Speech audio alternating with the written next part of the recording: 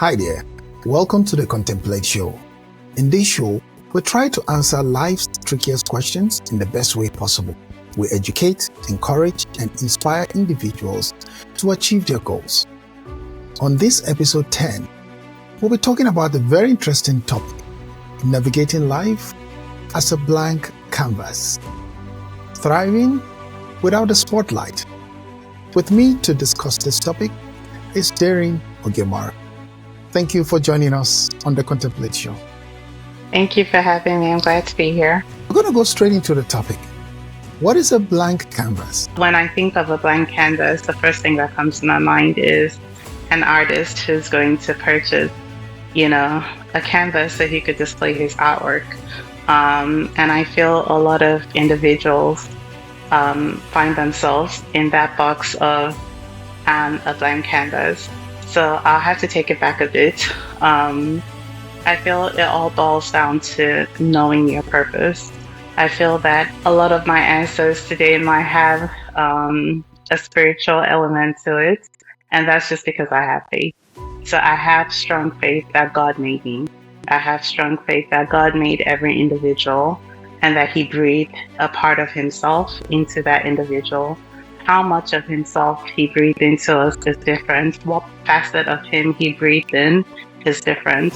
I feel sometimes He breathes in, again, going back to that artist, the color purple, or the blank canvas, or the color gold, or whatever it is that creates that art piece. So I just feel like a lot of us don't necessarily, aren't in the forefront, if that makes sense, where you're the superstar, you're the legend, you're the GOAT. A lot of us can be in the background, aka the blank canvas, and still thrive. Yeah, it's a very interesting concept. Navigating life as a blank canvas. Most of the times, people find themselves doubting their abilities because they are comparing with other people, and if she can do it, I can do it. If he can do it, I can do it. So how do you differentiate between knowing that this is not for me, I'm more like a background person, and between being aspiring to be something? Yeah, I think that's a good question, just because it's part of life. We're always comparing this to that. Not necessarily even yourself to your sibling or yourself to some, idol on the television screen. You compare houses, you compare jobs, you're always comparing. And I think they're healthy components to comparison. So I'm totally not against people comparing or aspiring to do better. But I think you need to, again, know your purpose. I feel people who are, for lack of better words, blank canvases, we don't have that burden of, I need to be able to stay on top, I need to be able to deliver, and all of that. We have the privilege of just sitting down with our thoughts, reflecting, being content with our journey and what our visions are. Again, to answer your question, how do you get to be content? I think it's knowing your purpose. So growing up, I'm Nigerian. My heritage is Nigerian. I grew up there. A big thing in my culture is your name, the legacy you leave behind. What do you want to be known for? And I think that thought process, whilst it's good, it put a lot of burden on me because it made me only think in terms of what society needs or what society values. And I felt restricted, I guess, in the way I could express myself. But once I started researching and learning more about me, learning more about what God wants for me, I found that if I focus more on what is my purpose, I would be able to leave that legacy passively. Knowing that you're created to glorify Him. It's our journey on earth is more to prepare us for the future, yeah? So for me, I don't have any special skills where traditionally people will value. I don't have athletic abilities. I'm not the greatest orator. I don't play any musical instruments. I like to sing. Would you pay me to hold a concert? Probably not. But then because of that, I feel those people, they'll be remembered as a Michael Jordan. They'll be remembered as a Bill Gates, as a someone who was influential. But then if you're a Mother Teresa who just went about her everyday life, doing what she naturally was geared towards doing, she became someone. She wasn't seeking the fame. It goes back to, I think, in Corinthians where, we talk about the gift of the Spirit, right? The ones that are out there in your face is performing miracles, or which other one? The gift of prophecy. Those ones are like right there in your face. But then there are the silent background ones like wisdom, knowledge, having understanding, intuition or discernment, all of those things there in the background. Whereas the ones in the front are there. Do they compete against each other? Not necessarily. Can they hold each other up? Definitely. So I think it's just, again, being comfortable knowing what your purpose is once you've been able to discover it. So you're talking about purpose. It's like we're going into another territory. How can people now discover their purpose? Because what we're trying to break down here is the blank canvas for those who don't even know their purpose. Are you saying the first step is for people to get to know their purpose? Yeah, I think it'll make it much easier. It's not an easy process, but I think once you've been able to get there, it makes life easier for you. I grew up from a family of 5 kids, and in Nigeria, I'll speak to that again. When you're in secondary school, you automatically have to be put in one of 3 classes. Are you a science student, a commercial student, or an art student? It makes sense, right? Because those are the ones society have grouped for you.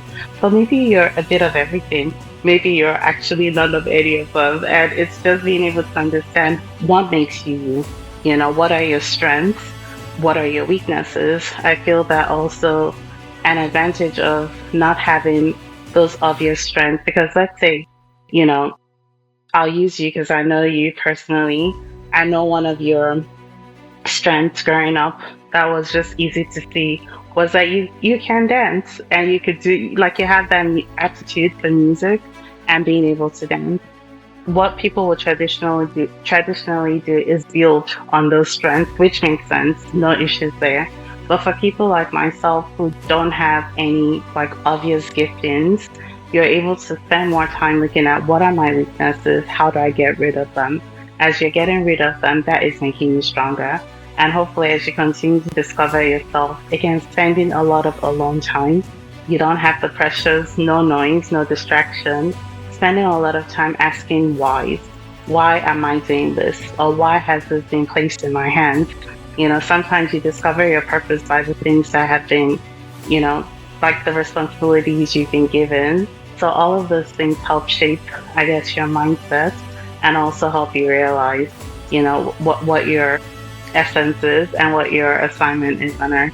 Yeah, I agree with you, because knowing your purpose is really, really important. Like, I remember years back, I was in, a department with one of my colleagues. The guy was so good. He was, the guy could remember all the formulas, stuff. It was electrical electronics engineering department. The guy till today, he lives. He'll probably, if I mention his name now, I think people might pick it up. But the guy was, and I said to myself, electrical electronics engineering, it's good, but I don't do it effortlessly. I put a lot of effort into it because, probably I don't want to fail, so I try to, but this guy was so flawless. So I just said to myself, I don't see myself using this, as, a career or going further. But so I'm just trying to buttress your point, and that quick identification and asking yourself, why am I doing this? I could not compete with that guy. The guy reads less. He comes to class, and once the lecturer is done, he understands everything. Whereas we have to, go with my friends, go and read, do all that stuff. Now, 100%. Yeah, I want to ask you another question. How do people fit in when they've now found their purpose? How do they fit in nicely and be content, knowing fully well, oh, wow, so I'm not more like a spotlight person. I'm not like but this is now my role, like a managerial role. how can they be content and fit and be successful in that role? Okay, so there's that saying that called "Jack of all trades, master of none," and I always thought that's where the quote ended. But then, as I grew older, I discovered that there was more to it. So it's "Jack of all trades, master of none," but sometimes that's often better. Oftentimes, it's better than master of one. You know what I mean? I used to feel inadequate. I always felt like I had to be able to leave a mark. I had to be able to stand out. I needed to be known for something. And again, those are not bad desires. If you truly have, skill sets that are like a specialist set, skills, it's a good thing. But if you don't have it, being content to know that, okay, you are uplifting, the whole artist's work. So going back to that analogy of the frame in which the artist is going to paint on. There are different canvases and the quality of the canvas. So if you spend more time being quality canvas, I think that's a better use of your time as opposed to trying to fit in. I think when you're quality, you have a lot more to offer, and then those things fit into you. They come seeking your expertise around how knowledgeable you are, or how wise you are, or how much of a great listener you are, or how caring you are. There's some things where it sounds mundane, it sounds everyday, but then the people who don't have the time because they're such superstars, they come seeking your guidance. They come seeking to spend time with you because you just naturally uplift, because you just, that's your essence. You discovered it and you're able to be valuable even to those who are shining, and in a way you're shining. And if you sometimes even look at let's talk money, because money is important to everyone, right? You talk about money to I'm thinking of a sport that people can relate with. Let's say soccer. I don't know what the lifespan of a soccer player is. We should say 10 years maybe, but whoever is giving them advice could have a lifespan that even outlasts the 10 years. They will probably pay them more along the span of the 10 years than, the soccer player earned. Maybe, maybe not. It just depends on, I guess, what that person is seeking and how well they apply themselves. So I guess to answer your question, I'm not quite sure that they have to fit in, because it's not about fitting in. It's about being comfortable with the gifts you've been given and, thriving in it. Yeah, that's a great point. I think that's the responsibility of a coach. A coach is behind the scene, is not mostly known, just like an advisor. Presidents and kings, they always have advisors, and that also affects the trajectory of policies and orders that they give. And I think it's quite important. I used to think these guys were just great by themselves, but I got to know that the coach needed more accolade because they are able to critique whatever they were doing and help them improve in their performances. So you're only as great as the person who is behind, who is the manager or the coach. And some people are talented and they feel, okay, you know what, I'm going to charge $1,000. And someone is a manager is saying, no, let's put in $6,000, let's put in $6,000. It's like, what? See, don't worry, I will handle the negotiation. Those are people behind the scenes. They do the negotiation and they get that $6,000 and we're like, wow, you guys got so. That's why you do the managing stuff. I do whatever you want me to do. So that's a good one. And the next question I'm going to ask is, what are the challenges, when they're being compared? Well, how can they console themselves and say, you know what, that is for them, this is for me? I think truly it's hard. I think there are heaps of challenges, where you get sometimes anxious because you're trying to live up to other people's expectations, sometimes depressed because you can't live up to the expectations and you're not accepting of it. So sorry, I'll push back on it. Expectations of who? Good question. It depends on, it could be internal, it could be external, it could be a combination of both, right? I'll talk about my childhood. Love my parents to death. I think they did an amazing job with all 5 children. But for them, the way they raised us was to be able to get us to a place of we would never lack anything in the future, to a place where if we wanted and needed to be, in safe environments or make some resources available to ourselves, we wouldn't lack for anything, right? And because of that mindset that they had, they 100% pushed us towards academics. Whether or not we enjoyed it, it wasn't enough to just go to school, get a bachelor's degree. No, second degree, you have to have it. Like, you just have to. Again, I'm not saying those things didn't help me. Personally, they did. But then it's not for everyone, right? So I think it puts a lot of pressure on yourself because you feel like, oh, if I don't have these things in place that society values, then I'm going to be in trouble, or the little that I have is not going to be enough. But as I've grown and even migrated to Australia, I've seen that you could thrive without all of the degrees, you know what I mean? You could thrive without being the smartest kid in the class, like the one you mentioned earlier in your electronics class that could memorize lots of formulas and things like that. It's not about that. It's about, again, knowing what have I been placed here for. So for me, I've gotten to a place where, and I encourage people to get to a place where you have something that is driving you that isn't just money. Put money aside, we will always need money, but money is about how much value, right? Someone puts on a product. How much value do you place on Netflix products? How much value do you place on clothing? How much value do you place on food? For some people, they would never place value on going out to eat, but they'll place more value on the other things. Do you get what I mean? So I think it's figuring out, what are you passionate about? How does it align to what makes you, and how can you offer it to someone in return for something else where you're still getting that fulfillment? Yeah, I don't think I did a good job answering your question. Yes, you talked about the pressure. You are naturally a person who works behind the scene. So what other pressure would you have that would make you feel like I just had to be real with myself? Like, this guy, you can't compete with this guy. The guy is, I watch all these SWAT movies. I know you don't watch all this, but I watch.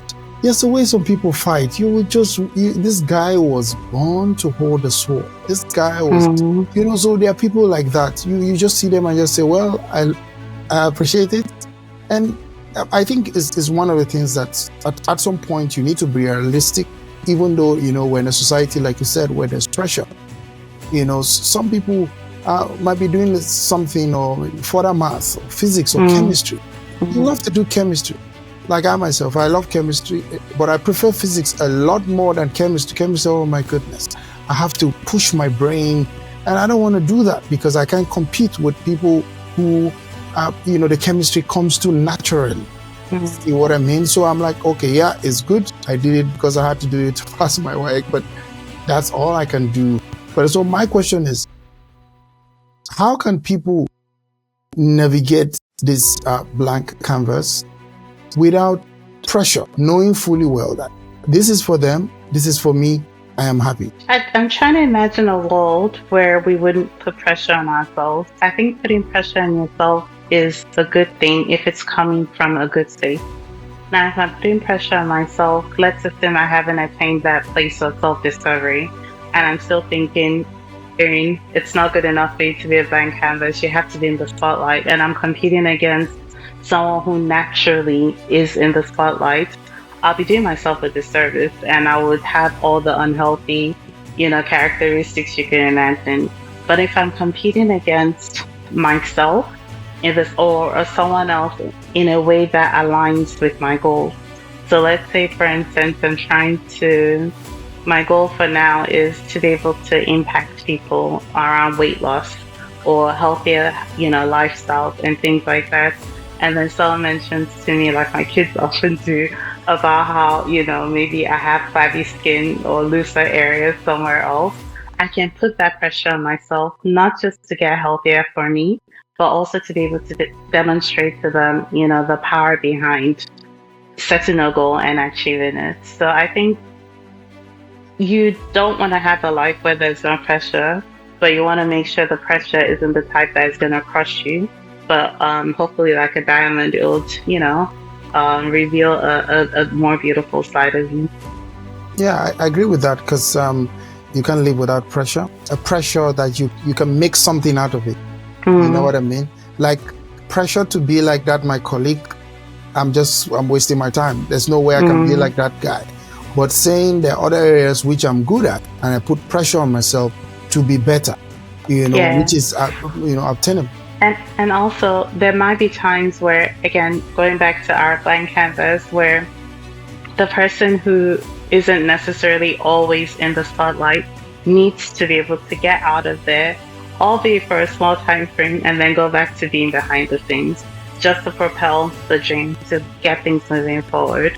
If I hate public speaking, but if I have to, I'll do it. I'm not a leader that would ever, I'll never volunteer myself to be a leader, but if there's situations that call for it, I'll do it. And just being able to build that strength in myself to say, okay, yes, it feels like you're killing yourself through this period, but it's to achieve something, and being able to deliver, on it and make it look effortless and quickly run back to the background. I think that's also healthy. Yeah, I agree with you because, a lot of times people don't put a lot of value in coaches, mentoring, counseling, because those things, they kind of shape the trajectory of, or your life. It's either way, because life is a game of strategy. What strategy are you going to implement? You implement the wrong strategy, you get to the wrong destination. So there's a lot of, effort that I think people should, put into recognizing that if they fall within that wisdom, like you said, counseling, they have certain attributes, they should be comfortable in their skin. And I think for a lot of people, when they try things, because what I'm hearing is, you should be able to discover yourself, which is really important to know early enough that this singing, even though I love to sing, if I need to save my life with this singing, can I save my life? So those are questions that people should ask. Or if I'm doing this further mass, if push comes to shove, am I able to save my life if I'm, with this further mass? Our next question I'm going to ask is, what role do parents play in helping kids? Because we're talking about growing up. We also, I think, we had the same. I also had the same in my father. There was a lot of pressure from the home, which looking back, I really liked because it kind of formed the foundation. So it's more like a training that whether you need the training or you don't need the training. We were kind of forced to go towards that academics because that was what our parents did at their time, and it was those who read and who were learned were able to have a better life. So what do you have to say? What role do parents play in being able, because every child is different, how do they still allow them to get that training whilst, monitoring them and giving them that awareness? Yeah. I love that question, particularly because I'm in that phase of my life when I'm helping to guide my kids the right way. I think it's an incredibly difficult job because everyone's different, every day is different, the child's continually changing, you're continually changing, society is always changing. And I think their role is the most important, obviously, after God, because, and I'm not an anomaly, but a lot of people don't get secure in themselves until their late teens, early 20s. So how do you get there between age 0 and let's say, 17, 18? I think that's where the parents come in. So there are different types of parents. There's a parent who sacrifices everything and wants to make the child's dream come true. There's a parent who their dreams got, cut short and they want their child to be what they weren't able to be. There's a parent who's just a no, this is the right way, and you're authoritative. But I think if you could be a parent who is the one who helps fulfill purpose for that child, that's the best place to be. So I think by them, observing very closely, having meaningful discussions. When I say meaningful, not just, talking small talk, like meaningful discussions, understanding your child deeply, helping them to be able to ask a lot of why. It's irritating when your kids, during dinner, they're like, "Oh, why is this? Why is that?" You're like, "Can you just close your mouth and eat your food?" But as much as possible during conversation, have them answer questions around why. Well, I want to do gymnastics. Why? Is it because you feel like if you do it, people will be applauding you? Or is it because you feel like if you do it, you could, get some adrenaline in you? Like trying to understand the why and being able to caution them against the bad reasons and the good reasons. Again, not staring them or trying to put them in a box, but being able to help them make wise decisions and embrace who they are. You might have that child who is shyer and quieter, and that's not a bad thing because that's who I am. But then at the same time, you want them to know that you should be bold, be strong, be courageous. Don't be scared of anyone. If you're shy and you're quiet because you just don't have a lot of things to say, that's good. I don't want you to be talkative and saying, inappropriate things just because you want to run your mouth. But is it because you're scared? I need you not to be scared. I need you to be able to convey and express yourself in a, proper manner and go back to being quiet. So I think the parent's job is incredibly important from age 0 till 18. If you're lucky, possibly even longer if the child keeps letting you in. Not because you haven't done a good job, but like I said, times are always changing. Their influences are always changing. Life is changing. Your perspective is changing. People who they hold high up there sometimes might not be the right people. Part of the people that we left off on your list earlier when you're talking about advisors are also teachers. And sometimes if you don't have the knowledge coming from the right sources, it could skew things for you in a negative way. So yeah, the parent needs to 100% be there, have eyes, magnifying glass, have ears, put hearing aids on if you need to, be a part of their lives, engage with them, and always get them thinking in the sense of why. Why am I doing this? Why shouldn't I do that?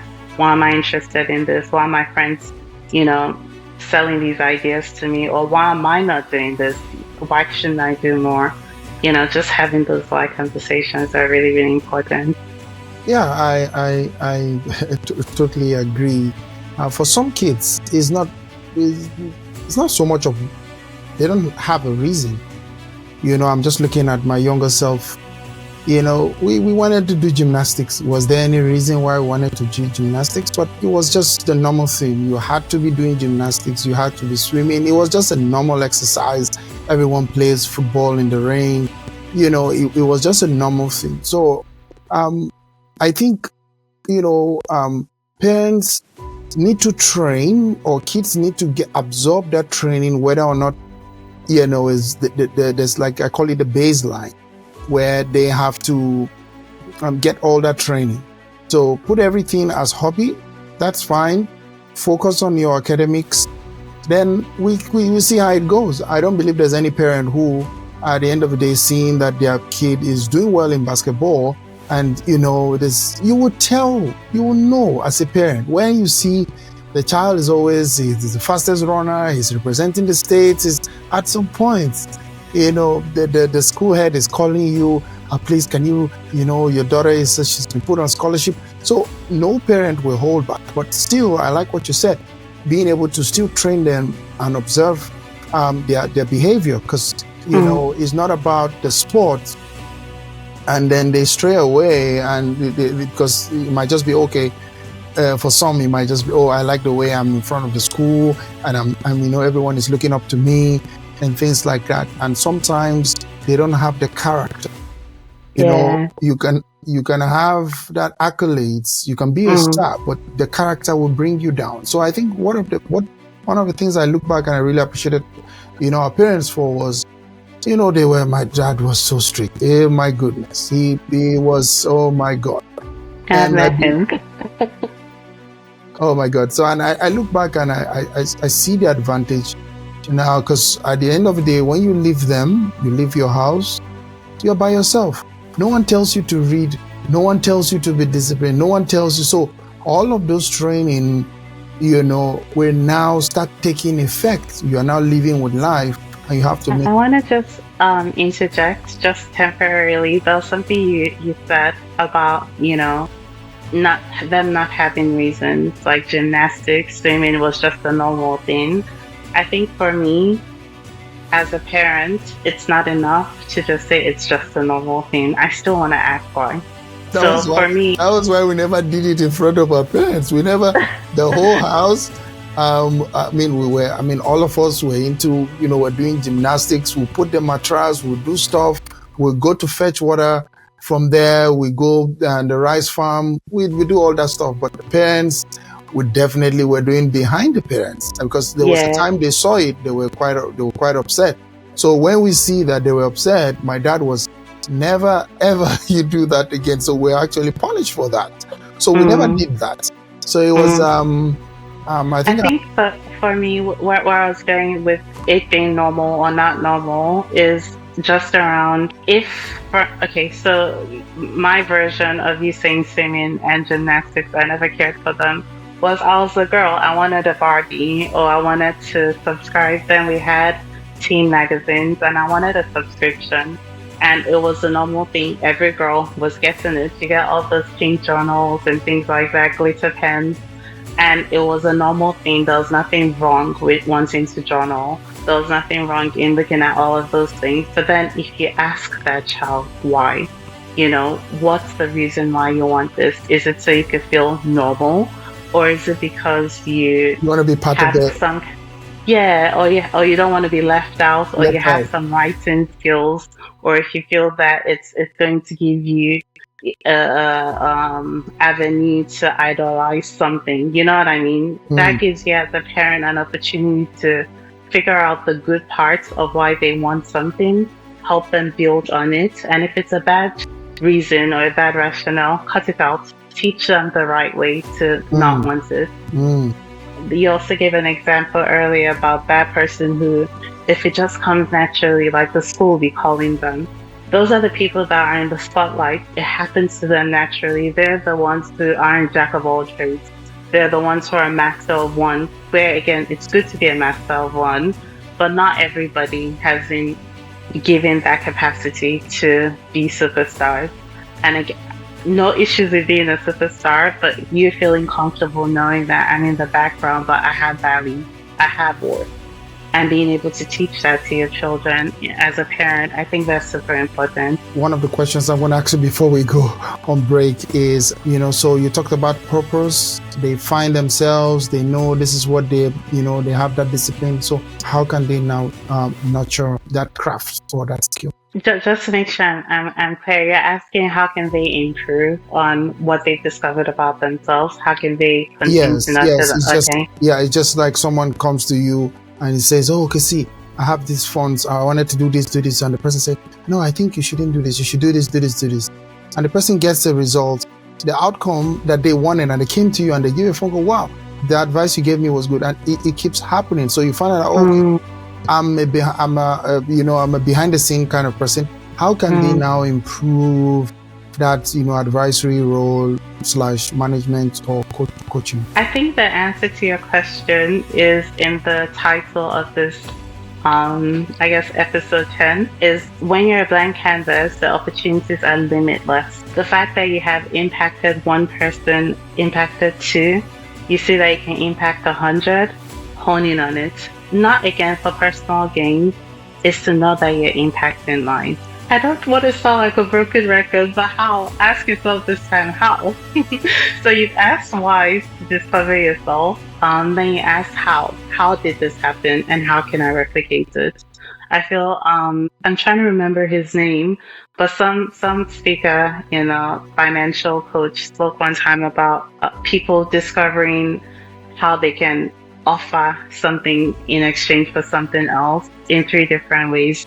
You look at the past, you look at now, and you look at the future. So how were you able to impact this person's life? Was it because you're able to share with them something about their past, like a void that you're able to help fill? Or is it about something in their present, that they're trying to achieve and attain now?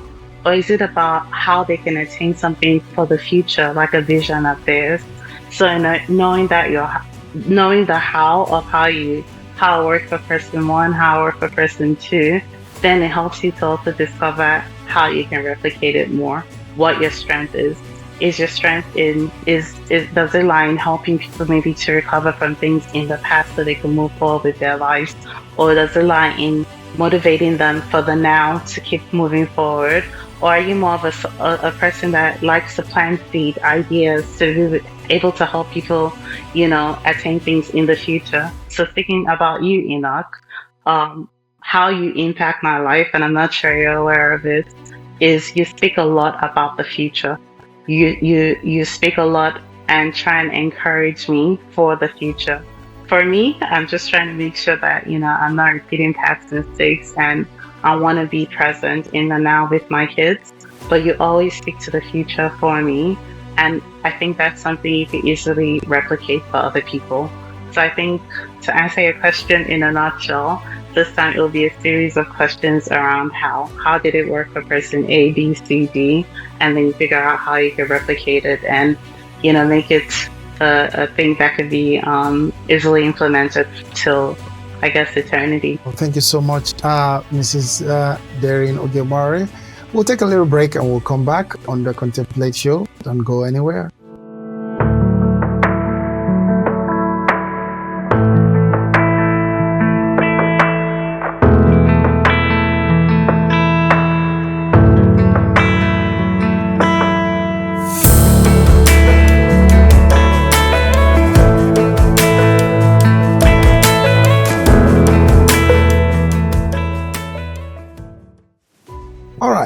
We're back from the break.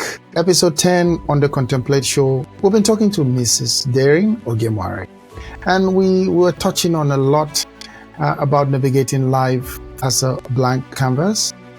Thank you for your time, and we just have 2 more questions before we let you go today. Okay. Yes. So the next question I have to ask you is, what role do you see? Well, I mean, we've mentioned a few, but what role do you see people who are playing on the background? What other roles aside coaching? We talked about trainers. We talked about teachers. What other areas? Are you asking like example of careers? Yes, example. That they could. Okay. Again, I feel there's times and there's seasons. I feel that just because you're in a job title doesn't necessarily mean the title aligns to who you are. Yeah. I'll break it down a different way. Okay, yeah. So let's assume you are on a journey of self-discovery, and in that journey you're already 40 or maybe even 50, and you're already doing an occupation just for the money. It doesn't necessarily mean that's your passion. You still need to be able to find your purpose. So I'm not sure that I can group the person into a career per se, because it doesn't align, one-to-one all the time. Sometimes it does, sometimes it doesn't. Now, what do you think about people aligning themselves with, their natural attributes, like they work behind the scene with an occupation, and whether or not that affects their performance? Can you just touch on that? I think it can. Okay. I think it can, especially if there's a mismatch.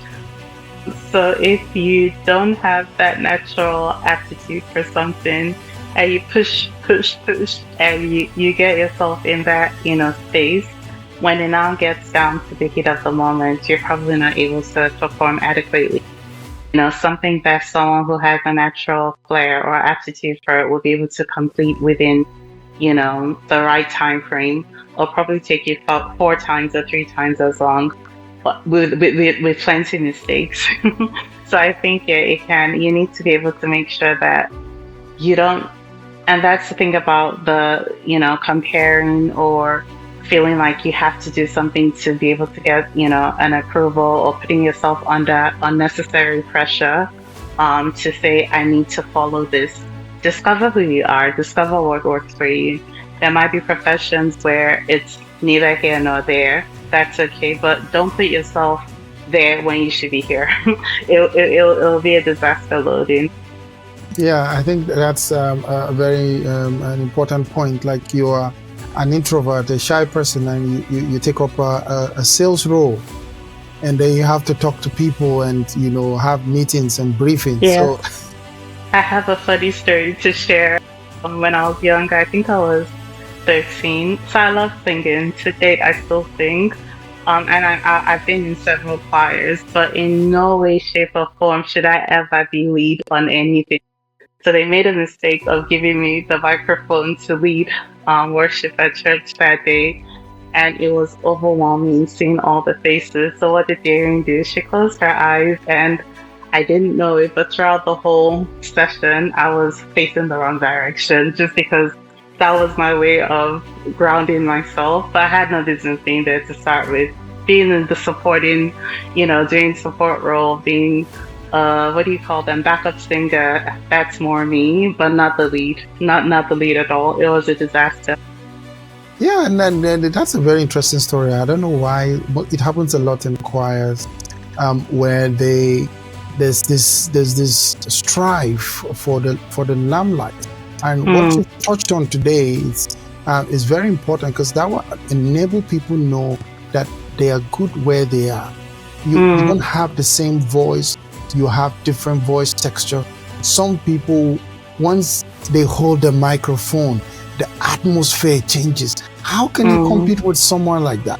And maybe that person is taking praise, and once you hold the mic during your worship, you get lost in it, and people. So I think it's really, really identifying where you and being content, because you don't feel like that. My colleague, I love him to death. Like, the guy is just, when you see him, you just start smiling. The guy is, so I can be upset that I don't have what it takes to have all those current is equals to voltage over resistance. I can't be stressed over all of this, because I know there are areas where I play best, and he can't compete in that area that I play best. So I appreciate him for who he is and what he's got, and then I also with them, and he will appreciate me for where I am. So I think, and also with siblings, right? Like, some parents make the mistake of comparing siblings to each other and saying, "Oh, isn't your sister a doctor? And where do you want to be? How come you think you could be an actress?" You know what I mean? Like, you feel they should all do academia, they should all do this, they should all do that. Let's not limit people. Let's put them. There's times and seasons. That singer, maybe it just wasn't their time. Maybe in the future will be their time, or in my case, it will never ever be their time.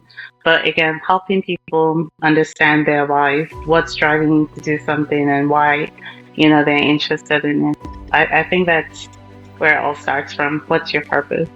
Yeah, I agree with you also. And I also believe that parents should do their best to push the kids, because there are some kids that, until it's so evident that they've been able to tick off the basic, because some kids, they don't eat. They say they don't eat a certain food, and if you don't push him, like my elder brother doesn't eat crayfish. He doesn't. So my mom will try and make it different way, put it in different, and the guy throws up. So until it's very evident that this person is not like, my brother will sit down to eat this food with so much excitement, put the first spoon in his mouth, and the guy is already throwing up. So in that situation, you can tell that this person is trying, not just an easy way out, and you're not trying. So that's why you see, sometimes I don't blame parents for saying, why not look at your brother? Why not? It's just a way to say, give it a go. There's nothing wrong in giving it a go until it's absolutely evident that you have tried baseline. Like, for instance, I give an example. I never used to like to iron. I hate iron. Not like I hate iron, but it's not my preference. I would rather walk 1.5 Ks on an errands and lift things, or be in the kitchen even maybe, than to iron. So, but my mom would pack all these clothes and call my name and say I should go and iron. I'm like, oh my God, it's like you're killing me. each minute I iron, it's like you're taking my soul away from me, because it's not. I'd rather be in the kitchen, I'd rather be somewhere, running errands or fetching water or doing something. But now I'm stuck with this iron, and then and all that. So I did that for a while, and then I called my mom and said, Mom, you have so many children. I don't really like this ironing. Why not give my immediate elder brother, because that one, he likes, he will just sit down, put music, spread, and iron nicely, effortlessly. So, but my mom took that offer. She said, okay, that's fine. So if she decided to say no, she knows that I would go ahead and iron. So that's an interesting one, and it's a good way to end episode 10.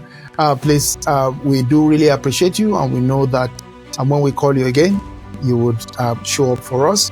Thank you, our viewers. We've come to the end of the Contemplate show. Before we let you go, ma'am, please, can you give us your last word, and if there are any books that you want to recommend? I think it's things that people already know, but it'll be reminders. So for the younger people, if you're underneath the age of, let's say 21, adult age, right? Enjoy the mistakes. Feel comfortable in yourself. Keep asking yourself why. Feel free to challenge yourself also, just to make sure you're not limiting yourself. And feel fulfilled knowing that you don't have to be out there to thrive. Then for the parents, I feel, first of all, kudos. God has given you incredible gifts. Keep reading, keep reading, keep praying, keep looking for quotes. I think quotes are amazing, especially from the Bible. But make those quotes personal. Try and build upon them. Impact your children. Don't be scared to have difficult conversations. And I think, in summary, for anyone else that doesn't fall into that category, God did not make mistakes. God knew exactly what He was doing when He created you. You are not created by accident. You're created on purpose for a purpose, and things are given to you for different purposes. So always keep that at the back of your mind. Fantastic. Are there any books you would like to recommend? I used to be an avid reader. Now I do audiobooks. So no, not really. I think anything for me that is scripture based, anything that isn't just someone writing biographies. I think biographies are amazing, but I just like scripture. I like things that are building on those foundational things from the Bible. But yeah, anything that'll help you grow. If you're one of those people that like finance, anything that helps you get better. But for me personally, I lean more towards scripture. Thank you so much, Mrs. Derin. I know one of your favorite books is A Purpose-Driven Life. So thank you, everyone, for joining us on this episode 10 on the Contemplate Show. Please, if you have any topic you'd like us to treat, please put it in the comment section. Don't forget to like, comment, and subscribe. We've come to the end of this episode, and enjoy the rest of your day.